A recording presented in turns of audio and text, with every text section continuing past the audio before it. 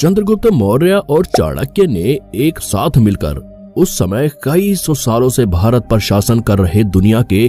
सबसे ताकतवर और बड़े साम्राज्य में से एक मगध साम्राज्य को हराकर पूरे अखंड भारत पर अपना साम्राज्य बना लिया था।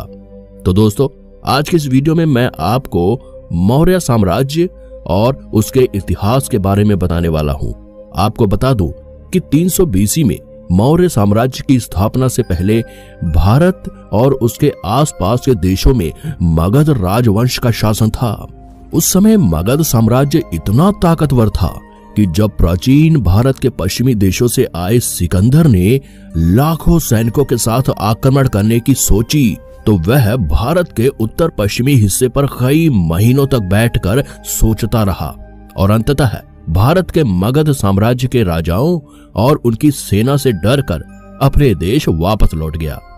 लेकिन भारत की मिट्टी से जन्मे चंद्रगुप्त मौर्य ने चाणक्य से मिली शिक्षा और राजनीति के दम पर मगध साम्राज्य के राजा को हराकर चंद्रगुप्त मौर्य ने भारत के मौर्य साम्राज्य की स्थापना कर दी।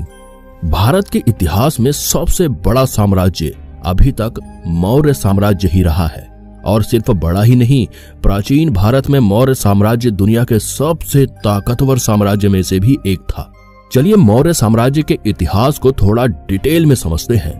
मौर्य साम्राज्य के बारे में सबसे ज्यादा हमें 300 BC से 150 BC के बीच लिखे गए दस्तावेजों और किताबों से पता चलता है, जिसमें कुछ मुख्य किताबें कौटिल्य का अर्थशास्त्र, मेगास्थनीज का इंडिका, विशाखादत्त का कृत मुद्रा राक्षस है। इसके अलावा बौद्ध ग्रंथ और जैन धर्म के धार्मिक दस्तावेजों में भी हमें मौर्य साम्राज्य और मौर्य साम्राज्य के राजाओं के बारे में काफी कुछ जानने को मिलता है।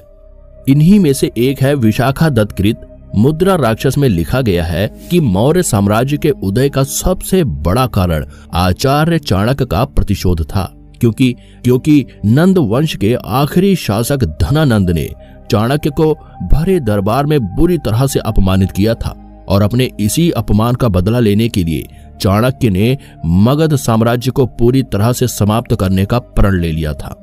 उन्हें पता था कि वह एक योद्धा तो नहीं है, वह यह खुद नहीं कर सकते, लेकिन आचार्य चाणक्य ने उस समय चंद्रगुप्त मौर्य को इस सपने को पूरा करने के लिए चुना और चंद्रगुप्त मौर्य को हर तरह की शिक्षा दी, जिसके कारण वह मगध साम्राज्य को हराकर एक नए साम्राज्य की स्थापना कर सके।